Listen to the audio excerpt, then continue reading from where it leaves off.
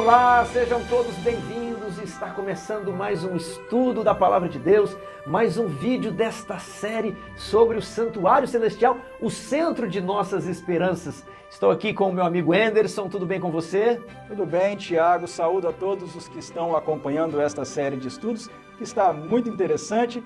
Espero que Deus continue nos abençoando daqui para frente. Então, nos primeiros vídeos nós fizemos uma retrospectiva da evolução doutrinária sobre o Santuário Celestial, as 3 mensagens angélicas, e também nós vimos que várias pessoas fizeram oposição a essa doutrina adventista. Nós destacamos alguns vídeos, nós nos concentramos em estudar os argumentos contrários à posição adventista e também como responder estes argumentos. Nós nos focamos no livro de Hebreus, havia ali 9 objeções e também demos 9 respostas. Mas no final das contas, nós dissemos que, olha, somente com o livro de Hebreus fica 2 possibilidades, né? Alguns textos, é claro, que os críticos extraem mais do que o texto permite, mas alguns textos permitiriam 2 interpretações. Então é como se ficássemos empatados. 2 caminhos possíveis. Como vamos resolver esse impasse, Anderson? Tiago, é exatamente isso que acontece. Vocês que acompanharam os 2 últimos vídeos desta série, viram que nós ali pudemos apresentar respostas consistentes, que nós consideramos consistentes, bem embasadas, e que rechaçam algumas objeções que são feitas pelos evangélicos. Anulam os raciocínios. Exatamente. Mas, quanto a alguns textos, nós somos obrigados a reconhecer que se nós só tivéssemos aqueles textos em toda a Bíblia, haveria pelo menos 2 possibilidades de interpretação e, como você disse, nós não sairíamos do empate.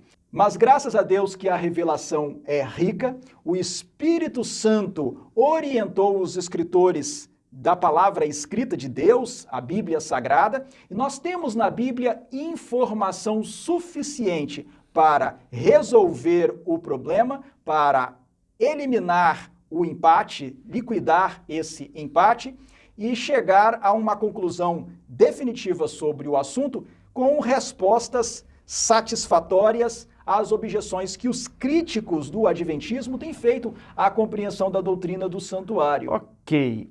E por onde nós começamos?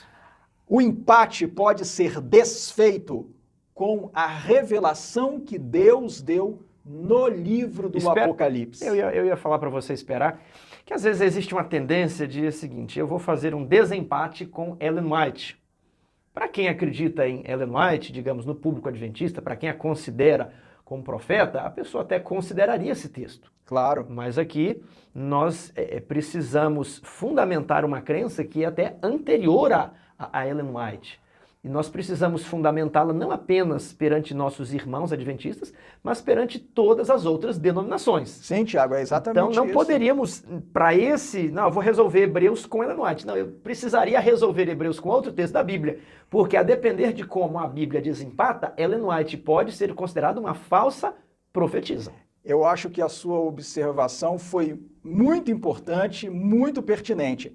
Os vídeos aqui do seu canal se destinam a adventistas e a não adventistas, e mesmo o público adventista para o qual as declarações de Ellen White como profetisa, mensageira do Senhor, são importantes, são interpretações autorizadas da palavra de Deus, mesmo quando nós estamos falando para esse público, o público interno da denominação, o público adventista, nós precisamos nos lembrar de que esse público, os nossos irmãos adventistas, tem de pregar a mensagem para os de fora, para os não adventistas, para católicos, para evangélicos, para não cristãos, para pessoas das mais variadas denominações. Então, os nossos irmãos precisam ser municiados com argumentos dentro da Bíblia que mostrem a solidez da compreensão adventista da doutrina do santuário. Não que nós não vamos aqui usar os escritos de Ellen White, nós vamos usar, mas queremos mostrar que mesmo se não utilizássemos os escritos de Ellen White, somente pela Bíblia seria possível fundamentar de maneira consistente a doutrina do santuário e somente pela Bíblia também já seria possível responder às objeções dos críticos do adventismo. Então, Vamos em frente. Sim, eu falei que é no Apocalipse que nós vamos ter uma informação muito interessante, importante e segura que vai resolver boa parte dos problemas. Mas o Apocalipse não fala apenas, né, de símbolos de guerras, de besta, dragão, né? Por que o Apocalipse fala sobre o santuário? Tiago, o Apocalipse fala muito sobre o santuário. Muitas vezes, quando estudamos o livro do Apocalipse, ficamos realmente, como você falou... 7 selos, 7 trombetas, 7 pragas... Especialmente a besta... 3 mensagens angélicas, a besta do mar, a besta da terra... O 666... Isso. Ficamos com o nosso foco nessas questões, que são relevantes, são importantes, estão no Apocalipse, devem ser entendidas. Mas existem outros aspectos que também merecem atenção e merecem ser compreendidos. E um deles é que o livro do Apocalipse contém um conjunto de coisas sobre o presente, sobre o futuro, da perspectiva do apóstolo João, coisas que foram mostradas para o apóstolo João, tendo como cenário, tendo como palco, pano de fundo, tendo como pano de fundo o santuário. Tudo no Apocalipse se passa no santuário. Meu amigo, anote isso aí e preste muita atenção quando for ler o Apocalipse, que esse detalhe costuma ser passado, né? Você passa longe disso aí, não percebe, mas agora você nunca mais vai olhar o Apocalipse com outros olhos. Você precisa ver que o pano de fundo, onde as revelações foram feitas, foi aonde? No santuário. No santuário, Okay. Exatamente. Santuário celestial, porque o terrestre já havia sido destruído. Bem, então, Tiago, vamos começar o nosso estudo do santuário em Apocalipse por Apocalipse capítulo 1. Vamos focar agora a nossa atenção em Apocalipse capítulo 1. Eu convido os que estão assistindo a este vídeo, acompanhando este estudo, a abrirem as suas Bíblias em Apocalipse capítulo 1, versículos 9 a 13. 9 a 13. Tiago, você poderia ler para nós, por favor? Vamos lá. Eu, João, irmão vosso e companheiro na tribulação, no reino e na perseverança, em Jesus, achei-me na ilha chamada Patmos, por causa da palavra de Deus e do testemunho de Jesus. Achei-me em espírito no dia do Senhor, e ouvi por detrás de mim grande voz, como de trombeta, dizendo: O que vês, escreve em livro e manda às 7 igrejas: Éfeso, Esmirna, Pérgamo, Tiatira, Sardes, Filadélfia e Laodiceia. Voltei-me para ver quem falava comigo, e voltado, vi 7 candeeiros de ouro, e no meio dos candeeiros, um semelhante a filho de homem, com vestes talares e cingido à altura do peito com uma cinta de ouro. João estava preso na ilha de Patmos em função de uma perseguição que o imperador Domiciano tinha desencadeado contra os cristãos. E estando lá na ilha de Patmos, como ele informa aqui no versículo 9, ele teve uma revelação, ele recebeu uma visão. E isso ele indica aqui no começo do versículo 10, quando diz: achei-me em espírito. Essa linguagem ocorre em outras partes e significa que ele teve um arrebatamento de sentidos. O Espírito Santo passou a projetar na mente dele coisas que não estavam no ambiente em que ele se encontrava. E ele teve essa visão no dia do Senhor, no dia de sábado. E o texto diz: e ouvi por detrás de mim grande voz como de trombeta. O ponto que eu quero destacar aqui, Tiago, é que, ao contrário do que algumas pessoas têm pensado, ao contrário daquilo em que alguns têm acreditado, no capítulo 1, João não diz que foi levado ao céu. Mas espera aí, e esses candeeiros aqui? Pois é, muitos de nossos irmãos, por falta de um conhecimento mais aprofundado, alguns talvez por falta de atenção, acabam associando esses candeeiros de ouro ao candelabro de 7 braços do santuário terrestre. Mas candeeiro não é candelabro, não? Seria até bom explicar. Em português, se nós estivermos falando aqui da língua portuguesa, nós precisamos distinguir entre algumas coisas, algumas realidades. Candeeiro em português, estamos falando da língua portuguesa, candeeiro em português não é candelabro. As pessoas, por terem se distanciado da época em que esses itens eram mais usados, acabaram misturando as coisas. Candeeiro é uma lâmpada dos tempos antigos, uma lâmpada movida a óleo. Uma lâmpada de querosene, como havia em muitos locais no Brasil. Pode ser uma lamparina. Uma lamparina. Nos tempos antigos, o candeeiro era uma taça, muitas vezes feita de barro, podia ser feita de metal, em que se colocava um pavio. Essa taça era uma forma de lâmpada, lâmpada como a de Aladim, das histórias árabes, não é? Então, era uma lâmpada em que se colocava um pavio, um tecido retorcido, encharcado de óleo, com óleo dentro desse recipiente, e se colocava fogo. Isso era o candeeiro dos tempos antigos, era a lâmpada. Candeeiro em si, a palavra candeeiro significa lâmpada. Castiçal é outra coisa. Castiçal é uma estrutura, uma haste vertical que suporta uma lâmpada. Desde a criação da vela, desde que a vela se popularizou, passou a ser a vela. Isso é um castiçal. O castiçal pode ter ou pode não ter braços. Pode ser somente uma haste. Castiçal é um suporte único ou pode ser um suporte para várias lâmpadas com vários braços, com espaço ali para serem colocadas diferentes velas. E existe também o candelabro. O candelabro já é uma estrutura com braços, sempre com braços. Há uma base e uma haste vertical que suporta braços laterais.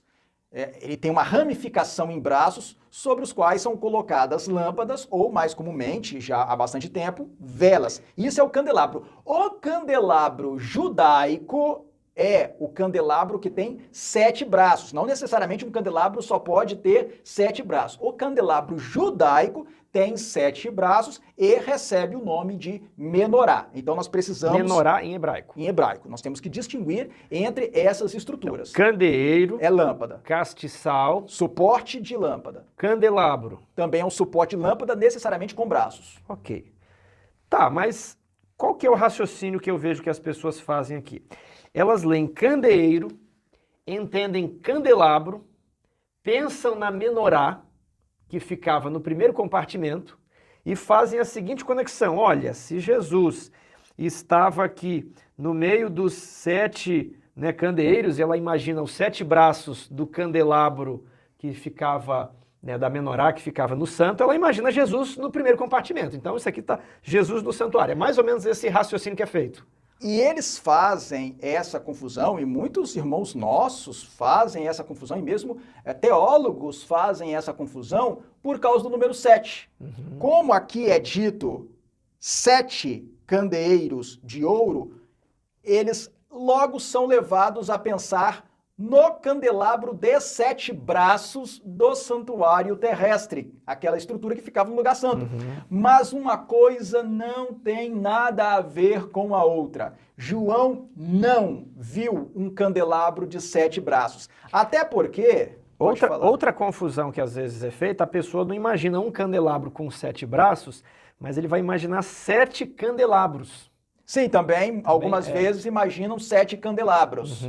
Mas em nenhum momento o texto de Apocalipse capítulo 1 fala de 7 estruturas com braços, 7 hastes com braços, com ramificações. Isso não aparece aqui em Apocalipse capítulo 1. Não é isso e o que aparece? João viu. João, ele está na ilha de Patmos, e no capítulo 1 e nos capítulos 2 e 3, ele não sai da ilha de Patmos. Em nenhum momento ele diz ter saído da ilha de Patmos. O que ocorre aqui é o seguinte... Ele saiu em espírito. Ele diz que ele se achou em espírito. Ele ficou em espírito, ou seja, ele ficou em visão, ele entrou em visão. É isso que o texto diz. Então ele não saiu, viajou, o espírito dele foi para outro lugar, não. Ele não fala. Ele entrou em êxtase na ilha de Patmos. Ele teve um êxtase, como Paulo e outros já tiveram. Paulo teve êxtase no templo, por exemplo, diz os Atos dos Apóstolos. João estava na ilha de Patmos e teve um êxtase. E ele ouviu por detrás dele uma voz forte como de trombeta. E quando ele olhou para trás, ele disse que viu 7 candeeiros de ouro, vamos dizer assim por enquanto. Na verdade, a tradução aqui não está muito boa. Ele viu 7 candeeiros de ouro e no meio um semelhante a filho de homem. Veja que esses candeeiros, eles formavam algo como um círculo, porque Jesus estava no meio dos candeeiros. Não poderia ser um candelabro com 7 braços, porque Jesus não teria como estar no meio de um candelabro com 7 braços. Seria pendurado ali uns braços, não faz sentido. Não faria sentido.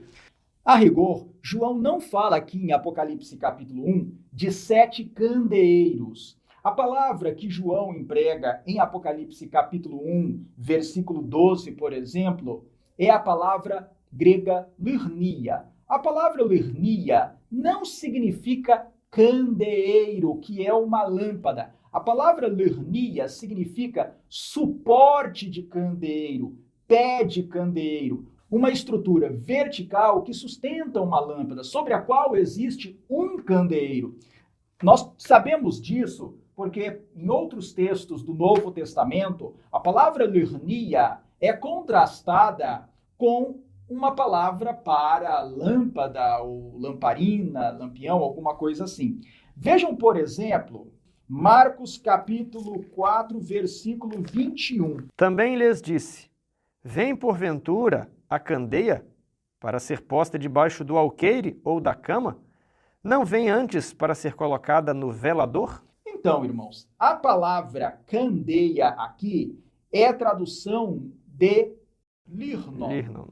E a palavra velador é a tradução da palavra lyrnia.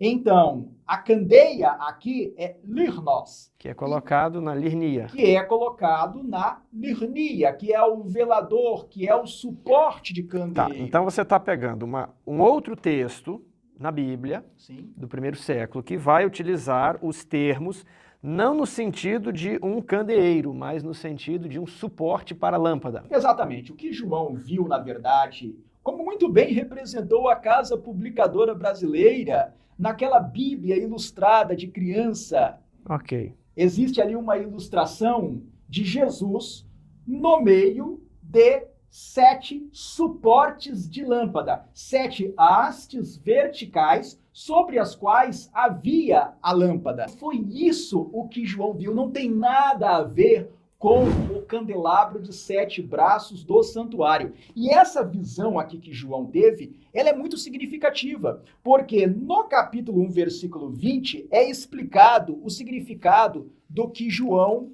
viu. Então, peraí, 1:20. Quanto ao mistério das 7 estrelas que viste na minha mão direita e os 7 candeeiros de ouro, as 7 estrelas são os anjos das 7 igrejas e os 7 candeeiros são as 7 igrejas. Então veja bem, Tiago, o que acontece.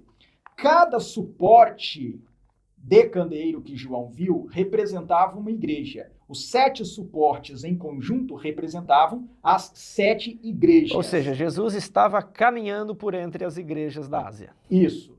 Mas mais que isso, as igrejas em si não eram a luz. Elas estavam segurando a luz. Elas eram suportes da luz. A luz é Deus, a luz é Jesus, a luz é a palavra de Deus. Lâmpada para os meus pés é a tua palavra e luz para o meu caminho. Então, o que acontece? A igreja, ela ergue a luz, ela sustenta. É como se a luz. igreja fosse um farol em uma região escura, ela está ali iluminando aquele local. Ela é o suporte para a luz de Deus. Isso, ela sustenta, ela faz erguer a luz de Deus, que é a palavra de Deus, que ilumina o mundo.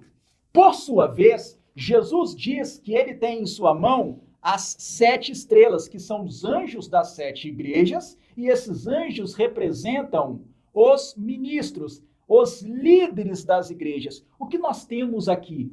Uma representação muito linda da relação de Jesus com a igreja. A igreja não é a luz. A igreja faz brilhar a luz de Deus ao mundo. Jesus conserva a liderança da igreja, que são os anjos das 7 igrejas, em suas mãos. E Jesus anda em meio aos pés de candeeiro, que são as igrejas, velando, cuidando da sua igreja, tomando conta da sua igreja. Esse é o significado básico, é claro que nós poderíamos extrair várias lições daqui, mas esse é o significado básico da cena que João viu no capítulo 1. Mas o que eu quero ressaltar aqui é que no capítulo 1, João está na ilha de Patmos. João não foi levado para o céu, João não está no santuário celestial e João não está vendo o candelabro do santuário celestial. Mas você havia dito que no livro do Apocalipse nós vamos encontrar o santuário, que o pano de fundo do Apocalipse é o santuário, mas no capítulo 1 já não apareceu. Não, no capítulo 1 o santuário celestial não aparece. João está em Patmos, ele está na terra. Só depois é que ele será levado ao céu. Então vamos agora avançar em nossa leitura e vamos para Apocalipse capítulo 4. Tiago, eu peço para você que nos ajude lendo, por favor, Apocalipse capítulo 4, versículos 1 e 2. Depois destas coisas, olhei, e eis não somente uma porta aberta no céu, como também a primeira voz que ouvi, como de trombeta ao falar comigo, dizendo: sobe para aqui, e te mostrarei o que deve acontecer depois destas coisas. Imediatamente eu me achei em espírito, e eis armado no céu um trono, e no trono alguém sentado. Veja bem, Tiago, se no capítulo 1, João já tivesse sido levado ao céu, o que é dito aqui no versículo 1 e no versículo 2 não faria sentido. Não faria sentido. Aqui o capítulo 4, verso 1 e 2 traz essa informação, falando de maneira objetiva e técnica, para contrastar com o capítulo 1. Aqui ele... Só lembrando, o capítulo 4 começa imediatamente após a carta às igrejas. Acabou a carta às igrejas, a igreja de Laodiceia, e aí começa essa visão daqui. E as cartas às igrejas são cartas que João escreveu e que foram ditadas por Jesus. Jesus dita para João as cartas. O que está nos capítulos 2 e 3 de Apocalipse não se refere a coisas que João viu, se refere a mensagens que Jesus ditou para que João escrevesse e enviasse para as 7 igrejas da Ásia. E então, no capítulo 4, João diz que depois dessas coisas, ele olhou e ele viu uma porta aberta no céu. Essa informação é importante. Ele viu uma porta aberta no céu. Essa porta não seria, eu vejo os céus abertos, como Estevão falou? Bem, num primeiro momento, se nós não temos mais informação que isso, existe essa possibilidade. Nós podemos imaginar aqui que ele está falando que ele viu o céu aberto. Essa porta aberta significaria que ele viu o céu aberto.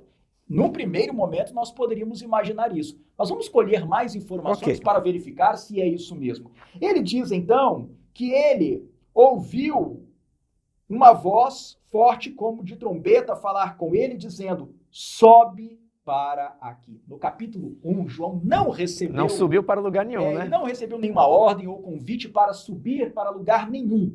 Aqui ele recebe o convite. Uma ordem, na verdade. Sobe para aqui e te mostrarei o que deve acontecer. Mas então João foi transladado para o céu? Em visão. O corpo dele ficou em Patmos. Isso. Ele não foi levado fisicamente para o céu. É interessante que no capítulo 1 ele se achou em espírito, mas não é dito que ele foi para lugar nenhum. Não, ele estava simplesmente em êxtase, vendo coisas que não existiam realmente naquele local, mas que o Espírito Santo estava projetando na mente dele. Aqui ele olha, vê uma porta aberta no céu, depois uma voz que chama, para ele subir. E aí ele fala, achei-me em espírito, e eis armado no céu. Então ele sobe em espírito para dentro dessa porta. Exatamente. João agora, ele é levado em espírito para o céu, ou seja, o seu corpo ficou na terra, mas a sua mente estava agora vendo coisas que o Espírito Santo estava projetando na mente dele. Ele estava vendo a realidade celestial. E ele diz que ao subir ao céu, passar por aquela porta, ele viu um trono. E no trono, alguém sentado. Muito bem, vamos agora avançar. Ele diz que ao redor desse trono, ele viu 24 tronos sobre os quais estavam assentados os 24 anciãos. Ele viu também 4 seres viventes ao redor do trono. Essa é a descrição que João faz da corte celestial. E ainda ele viu uma multidão muito grande de anjos, muitos anjos ao redor do trono.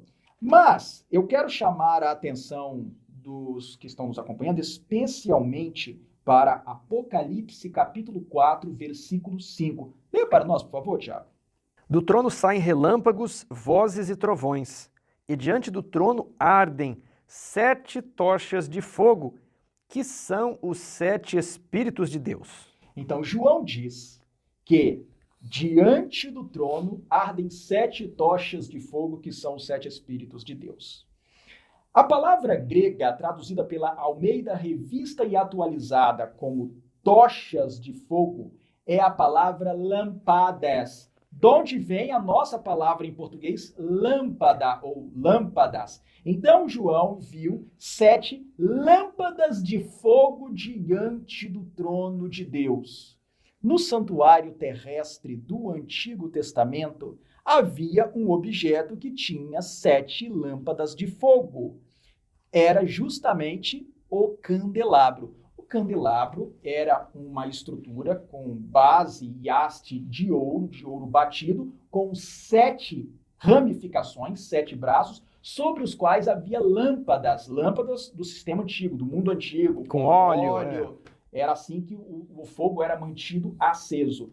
Então, dentro do santuário, no lugar santo, primeira divisão do tabernáculo terrestre, do santuário terrestre, havia o candelabro com 7 lâmpadas. Bem, Moisés tinha recebido ordem de Deus de fazer o tabernáculo terrestre, o tabernáculo do deserto, conforme o modelo que ele tinha visto no monte. Em Hebreus capítulo 8, versículo 5 diz, os quais ministram em figura, a palavra figura indica cópia, e sombra, sombra quer dizer uma prefiguração, então os quais ministram em figura e sombra, em cópia simbólica das coisas celestes, assim como foi Moisés divinamente instruído quando estava para erguer o santuário, dizendo, vê que faças todas as coisas de acordo com o modelo que te foi mostrado no monte.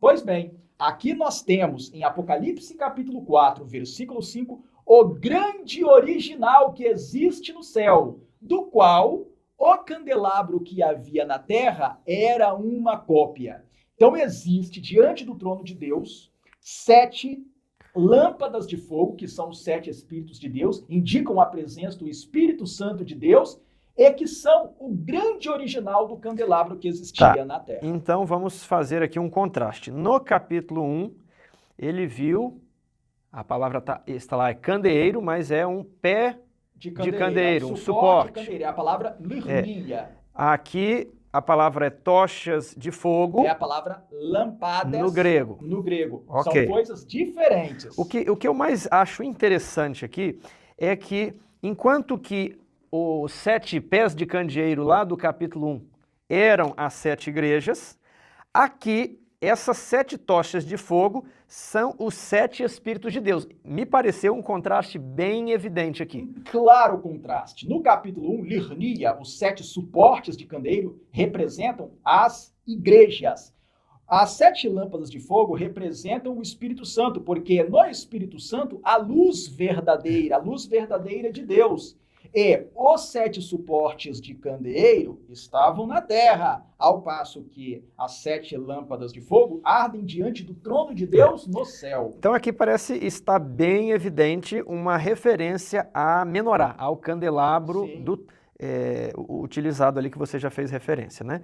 Agora, um outro detalhe é que muitas vezes aparece aqui no Apocalipse, né? 7 candeeiros, e a pessoa mistura candeeiro com ou seja, focos de luz, e ele já faz uma associação, ó, 7, isso é Espírito Santo. Mas no capítulo 1 está claro que não é o Espírito Santo. A referência ao Espírito Santo aparece aqui no capítulo 4. Exatamente. Pois bem, então aqui nós já temos, Tiago, a primeira forte evidência de que o ambiente que João está descrevendo é o ambiente da menorá. É o ambiente da menorá, ou seja, é o lugar santo do santuário celestial. Apocalipse capítulo 4 está descrevendo o lugar santo do santuário celestial. Mas vamos com calma, vamos construindo esse raciocínio, porque eu sei que os que estão nos acompanhando agora podem já ter pensado em várias coisas, podem já ter imaginado várias ideias e alternativas interpretativas, mas vamos construir o raciocínio com calma. A partir do texto. A partir do texto, okay. Exatamente aquilo que está no texto. Avançando, nós chegamos ao capítulo 5, em que João disse que à direita daquele ser que estava assentado no trono, que é Deus, o Pai, havia um livro escrito por dentro e por fora, de todo selado com 7 selos. Então havia um livro dos tempos antigos, era um rolo, e ele estava escrito por dentro e por fora, E ele estava selado ou lacrado com 7 selos. 7 lacres. Lacres, exatamente. E João observou que não havia ninguém, nem no céu, nem na terra, nem embaixo da terra, que era digno de desatar os selos e abrir o livro. Ele percebeu isso e ele começou a chorar. E aí, nesse momento, diz o texto de Apocalipse, capítulo 5, versículo 5, o seguinte. Leia para a gente, por favor. Todavia, um dos anciãos me disse, não chores, eis que o leão da tribo de Judá, a raiz de Davi, venceu para abrir o livro e os seus 7 selos. Muito bem. Então, um dos anciãos, um daqueles 24 anciãos, falou para João, você não precisa chorar porque o leão da tribo de Judá, a raiz de Davi, venceu e ele tem dignidade para desatar os selos e abrir o livro, ter acesso ao conteúdo desse misterioso livro. Nós não vamos aqui tratar do que seja esse livro, qual seja o conteúdo desse livro, não é o propósito do nosso estudo de hoje. Mas depois que o ancião disse isso para João, o que foi que João viu em seguida? Tiago, leia para nós, por favor, o versículo 6. Então, vi no meio do trono e dos 4 seres viventes, e entre os anciãos de pé, um cordeiro, como tinha sido morto. Ele tinha 7 chifres, bem como 7 olhos, que são 7 Espíritos de Deus enviados por toda a terra. Então, logo em seguida, João viu um cordeiro como tendo sido morto. E esse cordeiro estava em pé, estava vivo, e ele vai ao ser que estava sentado no trono, recebe o livro e há uma aclamação, ele é adorado, exaltado, e em seguida o cordeiro começa a desatar os selos. E aí a gente entra no capítulo 6. Ele desata o primeiro selo, aparece uma cena. Ele desata o segundo selo, aparece outra cena. E assim sucessivamente. Bem, o que nós queremos indicar aqui? Que até agora nós temos o trono de Deus, nós temos diante do trono de Deus 7 lâmpadas de fogo, que são o original do candelabro do santuário terrestre, e nós temos os 24 anciãos, nós temos os 4 E o cordeiro? E o cordeiro que está nesse mesmo ambiente. Peraí, o cordeiro está no mesmo ambiente do trono de Deus. Exatamente. Aqui no 6 diz assim, então vi no meio do trono um cordeiro, o cordeiro no meio do trono. Exatamente, ele está no mesmo ambiente do trono e diante do trono estão 7 lâmpadas de fogo que são o candelabro, que são uma evidência de que aquele ambiente é o ambiente do lugar santo, a primeira divisão do santuário. Okay. Mas, Tiago, eu sei que alguns que estão nos vendo, estão assistindo ao estudo, devem estar pensando, bem, mas o trono não deveria estar no Santíssimo? Alguns podem estar pensando nisso, mas nós vamos chegar a esse ponto. Ainda vamos chegar a esse ponto. Outros devem estar pensando o seguinte, olhe, mas, na verdade, aquilo ali é tanto o santo quanto o Santíssimo. O trono está no Santíssimo, o candelabro, as 7 lâmpadas de fogo estão no santo. E não existe cortina, então, né? Não existe cortina, não existe separação. Alguns podem estar pensando assim, mas vamos avançar no raciocínio. Não tome suas conclusões ainda. Nós queremos construir com os elementos objetivos do texto. Bem, João continua a visão. Nós não queremos agora, neste estudo, não é o nosso propósito, decifrar o significado de cada símbolo. Não é isso que nós vamos fazer aqui. Nós queremos, neste estudo, entender a experiência visionária de João. O ambiente onde os símbolos foram apresentados. O que João foi vendo, o que João foi descrevendo na sua sequência. Vamos entender exatamente aquilo que ele viu. Porque, por vezes, no estudo do Apocalipse, até acontece o mesmo com Daniel e com outras partes da Bíblia, a pessoa se apressa a querer decifrar os símbolos, sem antes entender exatamente a própria cena. Que cena foi essa que João viu? João vê que o cordeiro abre cada selo sucessivamente, e aí ele chega no 6º selo, e no 6º selo o cordeiro também abre o selo, uma cena é mostrada. Ao final do 6º selo se faz a pergunta aos ímpios, são mostrados na cena do 6º selo, e eles perguntam, chegou o grande dia da ira deles, e quem é que pode suster-se? Aí João, que está nesse ambiente da corte celestial, João está o tempo todo ali na corte celestial, está vendo o trono de Deus, está vendo os 7 lâmpadas de fogo, os 24 anciãos, os 4 seres viventes, o cordeiro está desatando os selos, ele vê a cena que é mostrada à parte, quando o 6º selo é aberto, é feita essa pergunta, e aí é mostrada para João uma cena com 4 anjos segurando os 4 ventos do céu, vem um anjo poderoso dizendo para que eles não soltem os ventos até que os servos de Deus sejam selados, aí são mostrados os 144 mil, em seguida é mostrada a grande multidão, e por fim, o cordeiro abre o 7º selo, que aparece lá no capítulo 8, versículo 1. E aí depois, continuando a sequência, João continua descrevendo o que ele está vendo, nós vamos para Apocalipse, capítulo 8, versículos 3 e 4. Tiago, leia para a gente esse texto, por favor. Veio outro anjo e ficou de pé junto ao altar, com um incensário de ouro, e foi-lhe dado muito incenso para oferecê-lo com as orações de todos os santos, sobre o altar de ouro que se acha diante do trono. E da mão do anjo subiu à presença de Deus o fumo do incenso com as orações dos santos. João descreve aqui ter visto um anjo com um incensário de ouro, um turíbulo, e ele recebeu muito incenso para oferecê-lo com as orações de todos os santos sobre o altar de ouro que se acha diante do trono. Bem, em primeiro lugar, nós temos que observar 2 características importantes aqui. Quais são essas 2? Trata-se de um altar de ouro e sobre o qual se oferece incenso. Ou seja, um altar de incenso. E que é de ouro. No santuário terrestre do Antigo Testamento, havia 2 altares. O altar dos holocaustos, que era feito de bronze e ficava no pátio, e o altar de incenso, que era feito de ouro, era revestido de ouro. Então, aqui, nós estamos diante do grande original que existe no santuário celestial, do altar de ouro que existia na terra. O altar de ouro, que era o altar de incenso, ficava no lugar santo, a primeira divisão do santuário terrestre, o primeiro compartimento do santuário terrestre.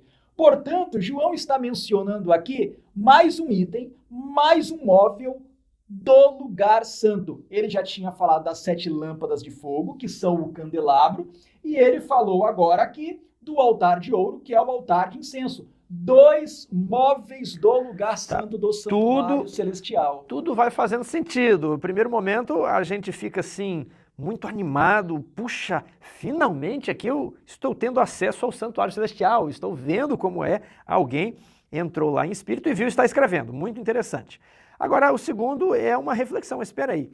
Né? Tem o candelabro, o altar de incenso, mas tem um trono aqui. O que esse trono está fazendo perto do candelabro e perto do altar de incenso? Nós vamos chegar a esse ponto, mas vamos firmar melhor a nossa identificação do ambiente de que João está falando. Ok. Vamos para Apocalipse capítulo 9, versículo 13. Mas antes de ler o verso, vejamos que João disse ter visto 7 anjos que se acham em pé diante de Deus, e aos quais foram dadas 7 trombetas, e eles se prepararam para tocar. Isso nós lemos em Apocalipse capítulo 8, no versículo 2, e depois no versículo 6. E aí o primeiro anjo toca a sua trombeta, acontece algo, depois o segundo anjo também toca a sua trombeta, acontece mais alguma coisa, e os anjos vão tocando sucessivamente as trombetas.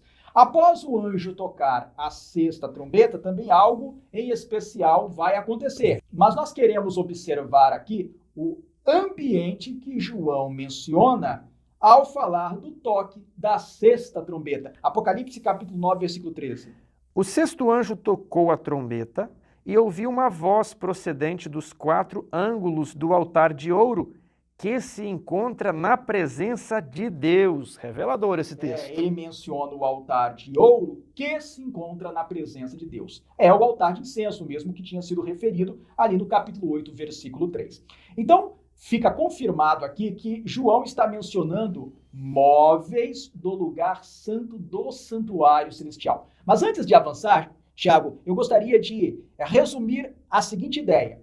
João viu uma porta aberta no céu. Ele não viu uma porta se abrindo no céu. Lá em Apocalipse, capítulo 4, versículo 1, ele vê uma porta aberta. Ela já está aberta. Ele vê a porta aberta, ela já estava aberta. Será que essa porta não seria a entrada para o santo? Aquele véu aquela porta, aquela cortina que fazia, que fechava ali o primeiro compartimento do pátio, né? Nós vamos chegar a esse ponto. O fato é que ele viu uma porta aberta. E ao subir ao céu, passar por essa porta, ele viu o trono de Deus, 24 anciãos com seus tronos, 4 seres viventes, e ele vê 7 lâmpadas diante do trono. Depois, agora, ele menciona o altar de ouro, que é o altar de incenso. Ele menciona esses móveis que são móveis próprios do lugar santo do santuário, da primeira divisão do santuário. Mas ele ainda aqui não fez menção da Arca da Aliança. Ele não mencionou a Arca da Aliança. Ele mencionou 7 lâmpadas de fogo, mencionou altar de incenso, que é o altar de ouro, mas não mencionou a Arca da Aliança.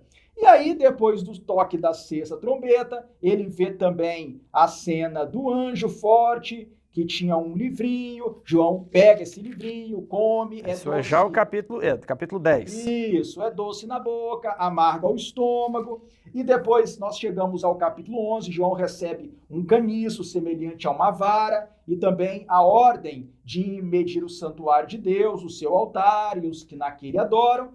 E aí, em seguida, ele vê a cena das 2 testemunhas de luto que profetizam durante 1260 dias, mas depois são mortas. E aí sim, nessa sequência visionária, João está descrevendo em sucessão as coisas que ele foi vendo na sua visão. E chegamos à 7ª trombeta, que está aí em Apocalipse, capítulo 11, versículo 15. O 7º anjo tocou a trombeta e houve no céu grandes vozes dizendo: o reino do mundo se tornou de nosso Senhor e do seu Cristo, e ele reinará pelos séculos dos séculos. Pronto, chegamos aqui ao momento da 7ª trombeta. E aí nós temos Apocalipse capítulo 11, o verso 15, o verso 16, o verso 17, o verso 18. E então nós chegamos ao precioso verso 19, Apocalipse capítulo 11, versículo 19.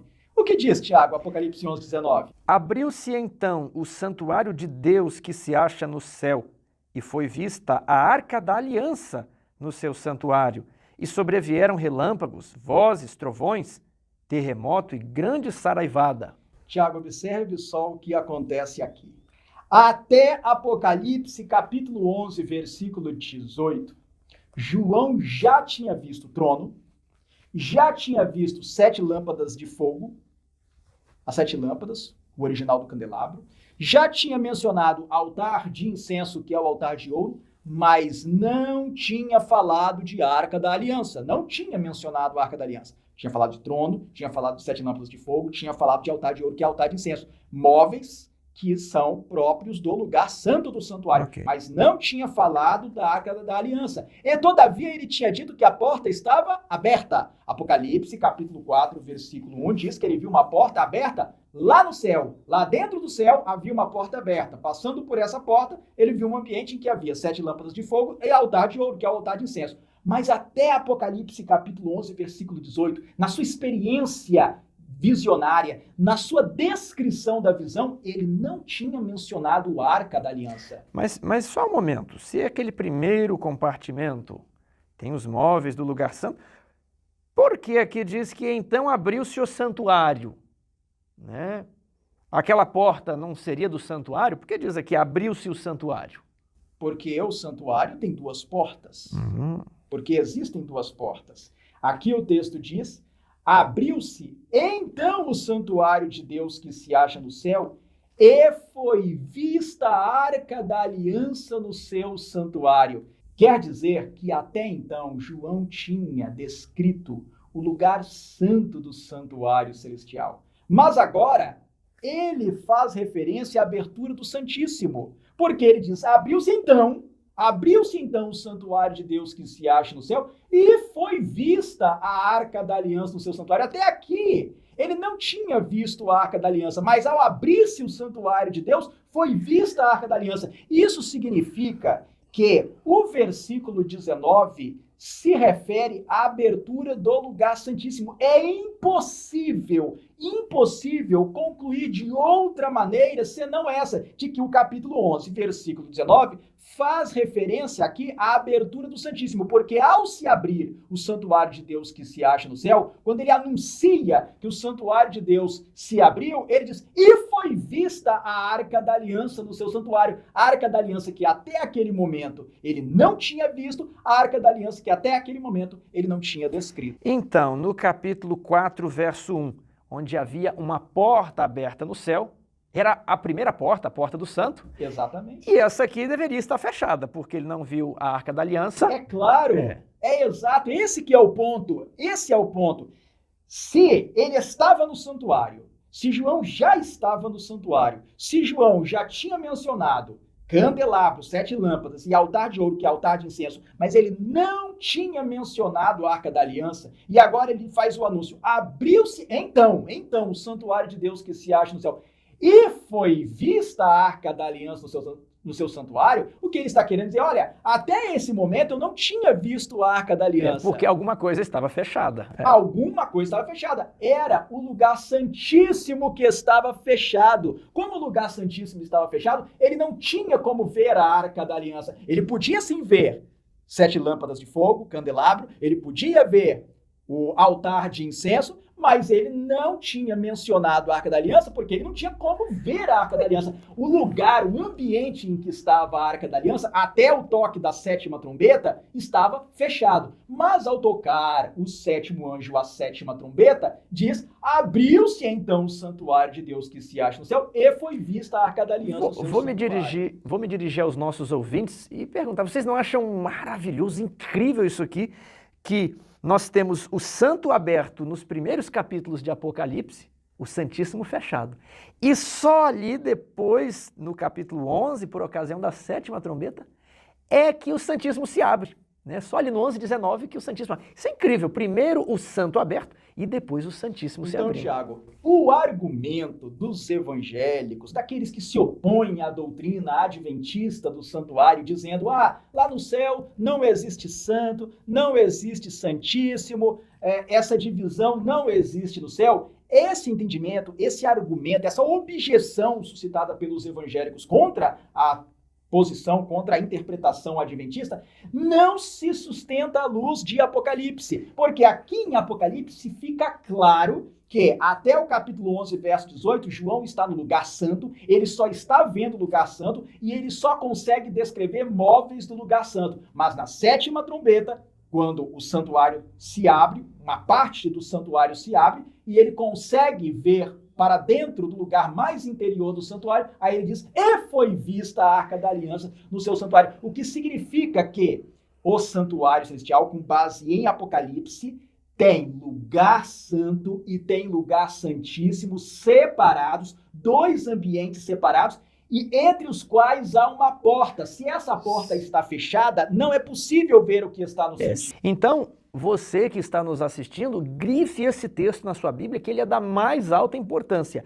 Inclusive, se possível, memorize Apocalipse, capítulo 11, verso 19. Na verdade, Tiago, eu já verifiquei os escritos de vários teólogos, de diferentes correntes religiosas, de diferentes denominações, e nenhum consegue superar o argumento de Apocalipse. Nenhum teólogo consegue superar o argumento de Apocalipse, mostrando uma clara divisão entre o lugar santo e o lugar santíssimo do santuário celestial. Alguns costumam dizer, né?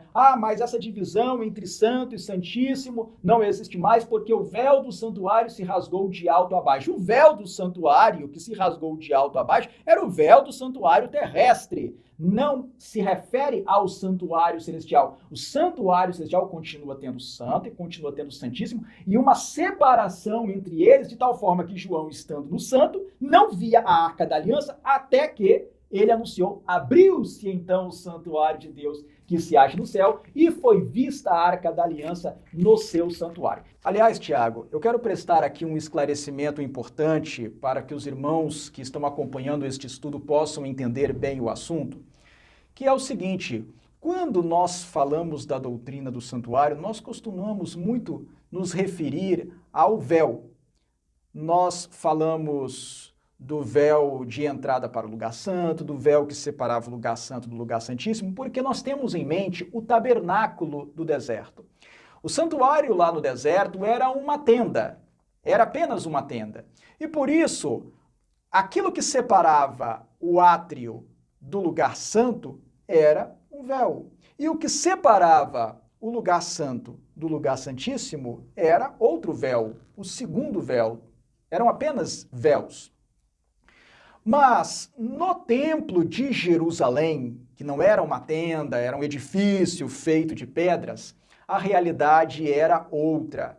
Lá no templo de Jerusalém, além do véu que dava entrada para o santo e além do véu que separava o santo do santíssimo, havia também portas. Portas mesmo, portas com dobradiças. Vamos ver isso na Bíblia, vamos ver a demonstração disso nas Escrituras? Diga o texto. Vejamos aí, por exemplo, o texto de 1º livro de Reis, capítulo 7, versos 48 a 50. Também fez Salomão todos os utensílios do santo lugar do Senhor, o altar de ouro e a mesa de ouro, sobre a qual estavam os pães da proposição, os castiçais de ouro finíssimo, 5 à direita, 5 à esquerda, diante do Santo dos Santos, as flores, as lâmpadas e as espevitadeiras também de ouro. Também as taças, as espevitadeiras, as bacias, os recipientes para incenso e os braseiros de ouro finíssimo, as dobradiças para as portas da casa interior, para o Santo dos Santos, e as das portas do lugar santo do templo, também de ouro. No templo de Jerusalém, além de existir um véu na entrada do lugar santo, havia portas. Havia portas na entrada do lugar santo, com dobradiças e tudo. Também, separando o santo do santíssimo, além de existir o véu, existiam portas com dobradiças e tudo. Então, é por isso que aqui em Apocalipse, na entrada do lugar santo, existe uma porta. E na entrada do lugar santíssimo existe outra porta, porque o templo de Jerusalém também foi feito de acordo com um modelo revelado por Deus. Davi entregou para Salomão a planta do templo. E esse templo não foi feito com base na mera criatividade humana. No talento não, arquitetônico de Salomão. O templo de Jerusalém tinha semelhanças, mas também tinha diferenças do tabernáculo do deserto, em relação ao tabernáculo do deserto. Mas essas diferenças não decorreram da mera engenhosidade, criatividade de Davi, quando preparou a planta que entregou para Salomão. Não, tudo isso foi inspirado por Deus, conforme o modelo do santuário celestial. O tabernáculo do deserto teve que ser mais simples, porque tinha que ser um santuário portátil, um santuário móvel que pudesse ser desmontado e montado a cada peregrinação. Mas quando eles se estabeleceram em Canaã, e já na época da monarquia, Salomão edificou um templo, um edifício em Jerusalém. Esse templo era maior, mais complexo, seguia aquele mesmo padrão do santuário do deserto, mas tinha alguns elementos a mais, alguns elementos diferentes, feito segundo a inspiração divina e conforme o templo de Deus no céu. Então, o templo de Deus no céu, o santuário celestial, tem a porta do santo e a porta do santíssimo. No capítulo 4, versículo 1, a porta do lugar santo já estava aberta e João entra por ela e contempla o lugar santo do santuário celestial. A porta do santíssimo estava fechada, por isso ele não conseguia ver a Arca da Aliança, mas ao tocar da sétima trombeta, ao soar da sétima trombeta, quando então o santuário foi aberto naquilo em que ele estava fechado, aquele compartimento do santuário celestial estava fechado, se abriu, João pôde ver a Arca da Aliança. Esse raciocínio que eu acabo de apresentar aqui, ele é um raciocínio técnico, objetivo, pautado na descrição objetiva que João faz do santuário celestial conforme a sua visão, e esse raciocínio tem amparo no espírito de profecia. Eu vou ler aqui o texto de O Grande Conflito. Os lugares santos do santuário celeste são representados pelos 2 compartimentos do santuário terrestre. Sendo em visão concedido ao apóstolo João vislumbrar o templo de Deus nos céus, contemplou ele ali 7 lâmpadas de fogo, que diante do trono ardiam. Apocalipse, capítulo 4, versículo 5. Observem bem que Ellen White cita, para falar do candelabro do santuário celestial, Apocalipse, capítulo 4, Ou versículo seja, 5. ela cita o texto e interpreta. Exatamente. Ok. E depois ela diz: vi um anjo tendo um incensário de ouro, e foi-lhe dado muito incenso para o pôr com as orações de todos os santos sobre o altar de ouro que está diante do trono. Apocalipse capítulo 8, versículo 3. Aqui também, para falar do altar de incenso, ela cita especificamente Apocalipse capítulo 8, versículo 3, a parte final do versículo 3.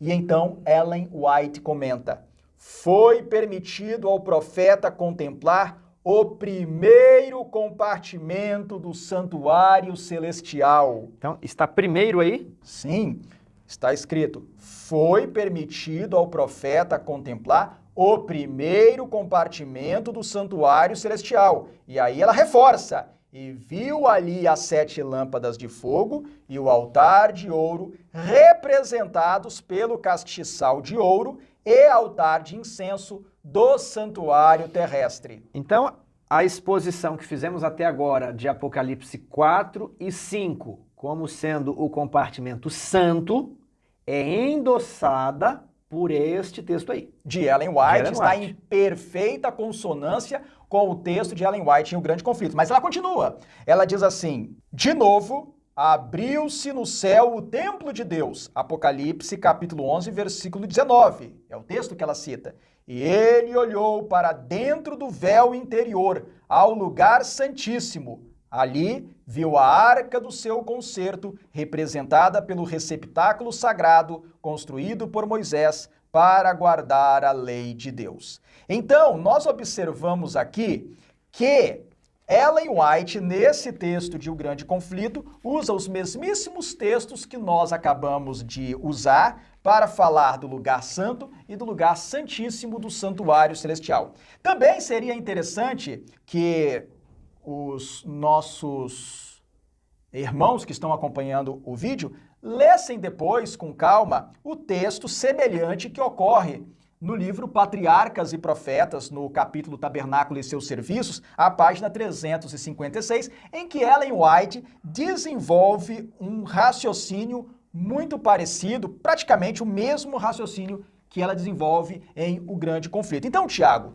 quando os evangélicos dizem: não existe mais separação entre santo e santíssimo céu, Apocalipse não permite essa conclusão. É impossível essa conclusão. É taxativo, João é taxativo. O texto de João é taxativo e teólogos e comentaristas de outras denominações fazem a mesma avaliação, o mesmo exame do texto de Apocalipse. Existem comentaristas de outras denominações que, quando se deparam com Apocalipse, dizem: bem, realmente aqui é lugar santo e ali é lugar santíssimo. Não há como fugir disso. Você não tem como escapar dessa descrição bem feita, sequencial, organizada de João em Apocalipse. E de que é uma porta entre eles, né? Exatamente. Então, esse elemento é extremamente importante. Falando sobre portas, eu não sei se você vai pretende mencionar o texto que está ali na carta à Igreja de Filadélfia. Sim.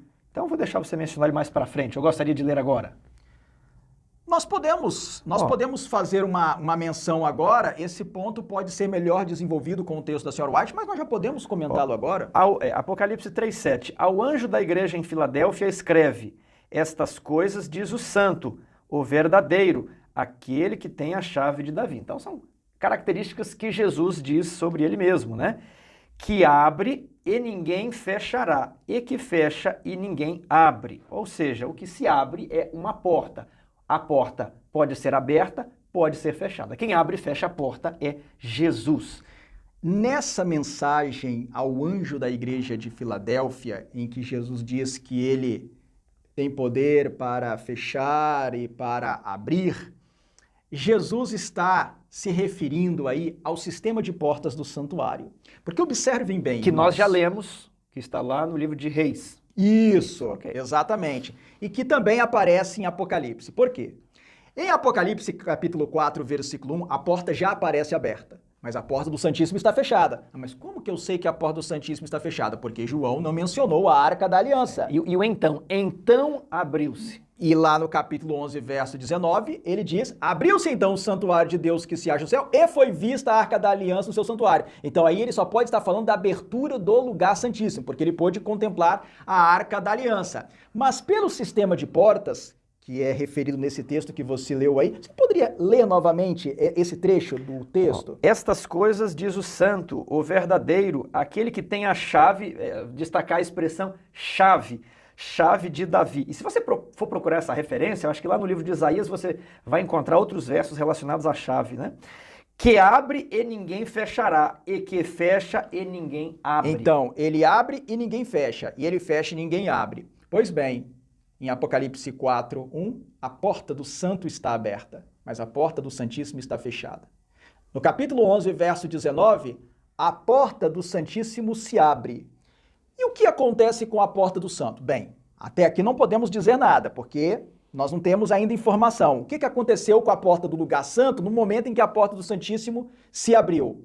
Mas nós vamos ter uma informação a esse respeito se nós lermos Apocalipse 15. Apocalipse capítulo 15, versículos 5 e 6. Leia para a gente, por favor, Tiago. Depois destas coisas, olhei e abriu-se no céu o santuário do tabernáculo do testemunho.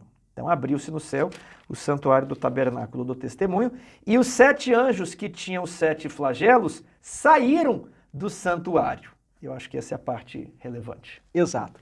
Aqui ele está falando da saída dos anjos que têm as 7 últimas pragas. Tá, então, lá em Apocalipse 11, 19, abriu-se a porta do Santíssimo. Abriu-se e João viu a arca. Isso. Aqui usa uma expressão semelhante, né? Abriu-se e os anjos saíram. Exato. Mas essa primeira porta estava aberta no 4:1 quando João entrou.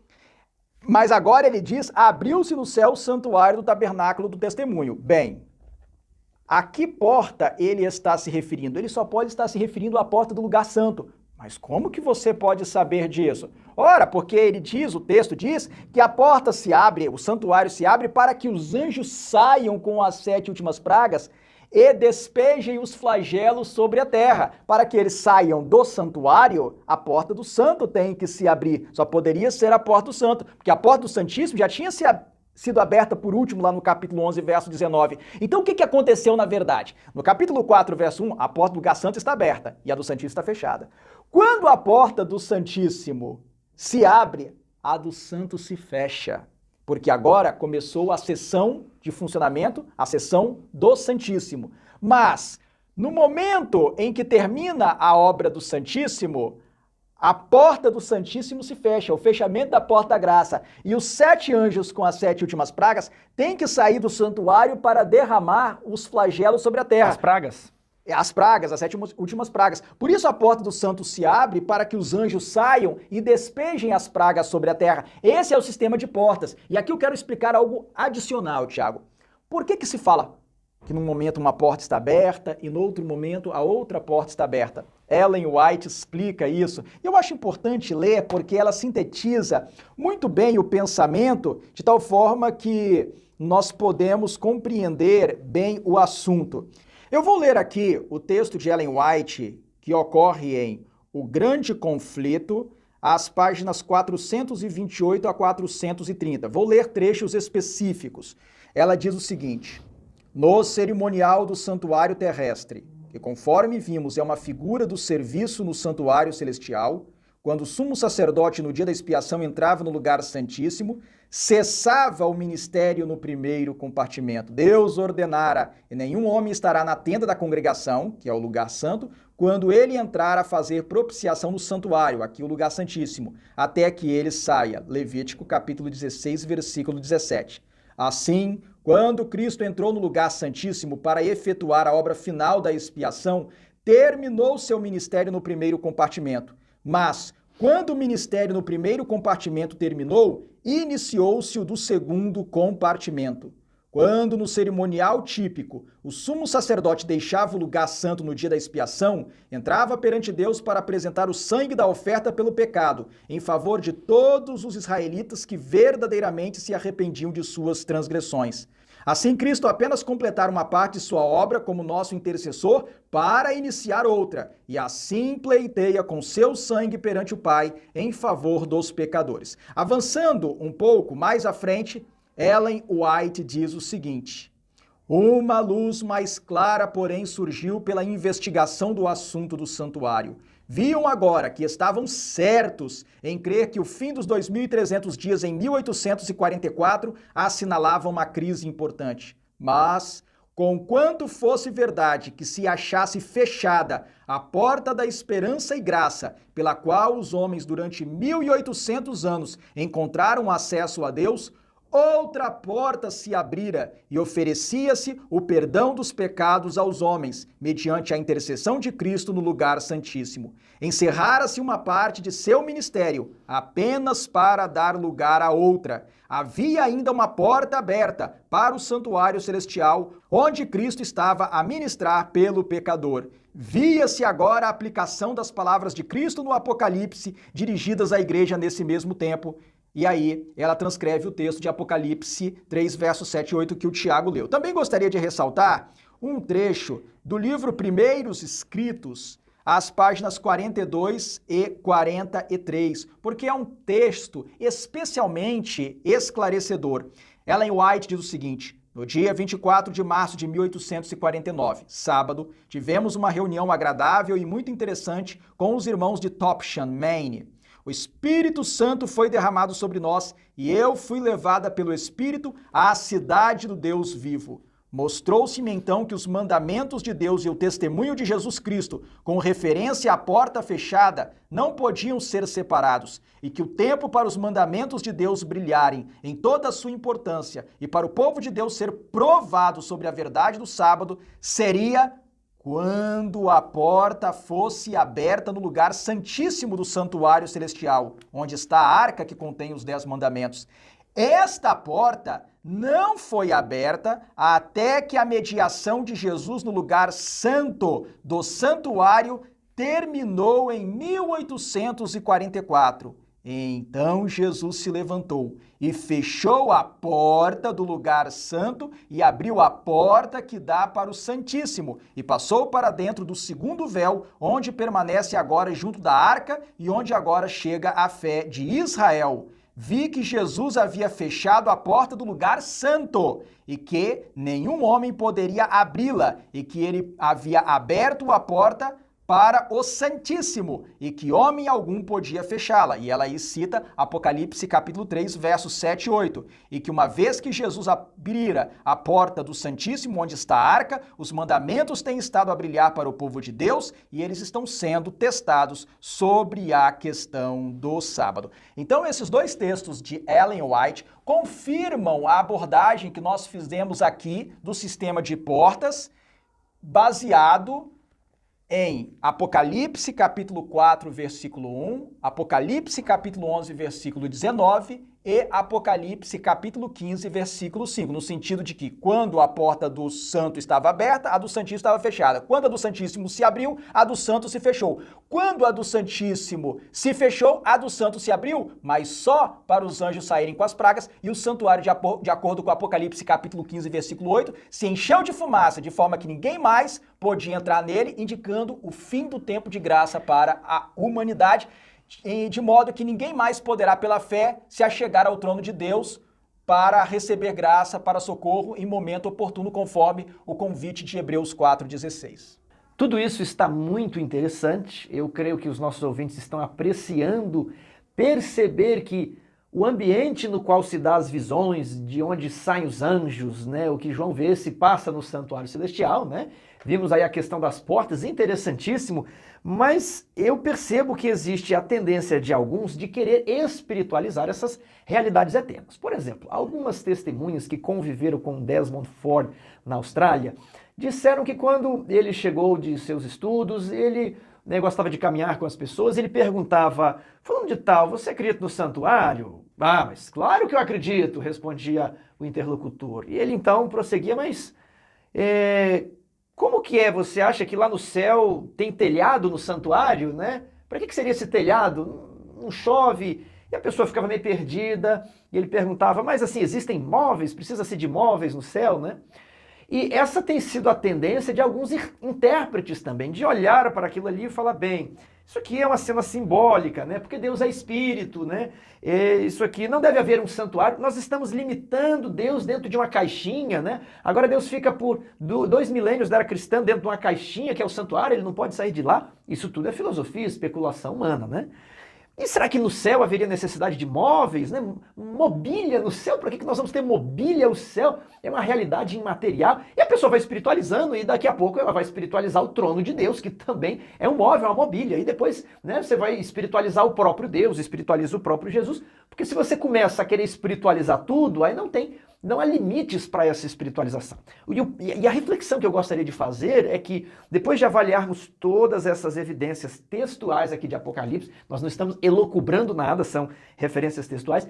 Os 2 textos, acho que você leu até mais textos de Ellen White falando sobre as portas, não me parece algo simbólico. Ela traça as realidades como muito concretas. E aí quando você conecta isso com o livro de Reis, que o templo de Salomão possuía portas e dobradiças, então eu não vou poder espiritualizar os móveis do céu, senão eu vou entrar no risco de espiritualizar tudo. A realidade do santuário parece ser concreta e tangível. Tiago, sobre isso, o que eu gostaria de acrescentar é o seguinte. É verdade que em Apocalipse nós temos uma mescla de elementos literais e elementos simbólicos. Todos reconhecem isso. Nós percebemos aqui essa mistura em ambientes literais, seres simbólicos ou itens simbólicos são referidos. Isso é fato, isso é percebido em Apocalipse. Mas nós não temos como espiritualizar tudo. Porque se nós formos espiritualizar tudo, nós não teremos limites, que foi o que você disse. Se eu começar a pensar, bem, não precisamos de móveis no santuário. Então existe o santuário, mas sem móveis. Os móveis representam realidades espirituais, abstratas. Ideias. Aí daqui a pouco eu vou espiritualizar o santuário. Bem, não precisamos do santuário, o santuário representa a proximidade com Deus. Mas daqui a pouco eu vou espiritualizar o trono de Deus e vou espiritualizar o próprio céu. Não precisamos do céu. Deus vai estar no lugar? Não, Deus está em toda parte. Vamos espiritualizar a cidade santa. E onde Deus está é o céu, Deus está aqui. Então Deus está aqui, então Jesus está aqui, e na verdade nós vamos espiritualizar o próprio Jesus. Jesus não pode ser uma pessoa, ele é uma ideia cósmica, uma ideia do bem que existe em todos nós. Ou seja, nós vamos de espiritualização em espiritualização, e nós vamos chegar ao nada, ao vazio, simplesmente ao vazio. Agora pensem bem. Na expressão de Paulo, anulam-se em seus próprios raciocínios. Exatamente. Agora, nós somos físicos.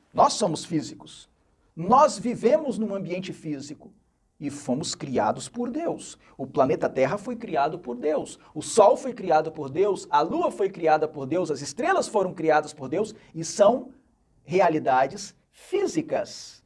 Quando nós pensamos no corpo que nós vamos ter após a transformação, ou quando nós pensamos nos anjos, os corpos dos anjos, 1 Coríntios capítulo 15, não diz que os anjos são seres abstratos, sem corpo. Não.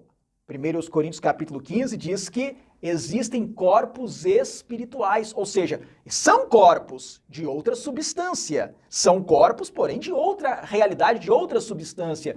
Então, com respeito ao céu, com respeito à Cidade Santa, Nova Jerusalém, com respeito ao santuário celestial, é claro que eles estão além da nossa compreensão. É claro que nós não queremos dizer aqui que o santuário celestial seja uma tenda, que seja um prédio feito de pedras. Eu não sei como que é exatamente a constituição do santuário celestial, mas o que eu sei é que João declarou: abriu-se então o santuário de Deus, que se acha no céu. Ele não é o céu, mas ele está no céu. Existe uma realidade celestial que nós chamamos de santuário, que está no céu, é uma parte do céu com duas grandes divisões, uma área chamada lugar santo e uma área chamada lugar santíssimo, com os seus itens. João diz que viu 7 tochas de fogo, 7 luzes diante do trono de Deus. Eu não sei exatamente como que é isso, sinceramente eu não sei. Eu sei que Deus falou para Moisés representar mais ou menos aquela realidade que ele viu por meio de um candelabro. Talvez, eu não sei, eu sinceramente não sei, talvez essas luzes da presença do Espírito Santo estejam voando ali diante do trono de Deus. Não dava na terra para fazer luzes ficarem voando. Então ele mandou construir uma haste com 7 braços. Eu não sei esses detalhes, mas eu sei que existe um santuário que se acha no céu, com lugar santo, com lugar santíssimo. Eu sei que existe a Arca da Aliança, dentro da qual estão os 2 memoriais, as 2 tábuas com o texto, resumo da lei de Deus. Eu sei que a lei de Deus é espiritual, mas ali ele quis erigir um memorial, um testemunho de qual seja a sua lei. Então eu sei que existe isso, eu sei que existe o trono de Deus diante do qual os anjos comparecem. Eu sei que existe isso. Eu não sei todos os detalhes, eu não sei do que é feito, de que é constituído. Eu sei a aparência que eles tinham quando Ellen White os viu, mas ela mesma não sabia de que eram constituídos. Mas eu sei que esse santuário existe, ele é real e ele é o fundamento de nossa fé. Ok, esse assunto está muito interessante. E mais interessante ainda é a conexão que nós popularmente fazemos entre a Arca da Aliança e o trono de Deus. No Antigo Testamento diz que Deus estava entronizado entre os querubins, acima dos querubins, os querubins que estavam ali sobre o propiciatório, que estavam ali na Arca da Aliança. Mas aqui nós vemos o trono de Deus, ali no Apocalipse, parecia diferente da Arca da Aliança, né? Primeiro João descreve o trono de Deus nos capítulos 4 e 5, e lá no 11:19 abriu-se então o santuário de Deus e foi vista a Arca da Aliança. A Arca da Aliança é o trono de Deus? Não é o trono de Deus? Pergunta para o próximo vídeo. Não vamos responder isso hoje, acho que o vídeo já está num bom tamanho. Fique conosco, inscreva-se no canal Adventismo Vivo, inscreva-se no canal História na Profecia, ative as notificações, esteja em oração, anote os textos, leia a sua Bíblia e esteja presente no nosso próximo vídeo. Que Deus os abençoe.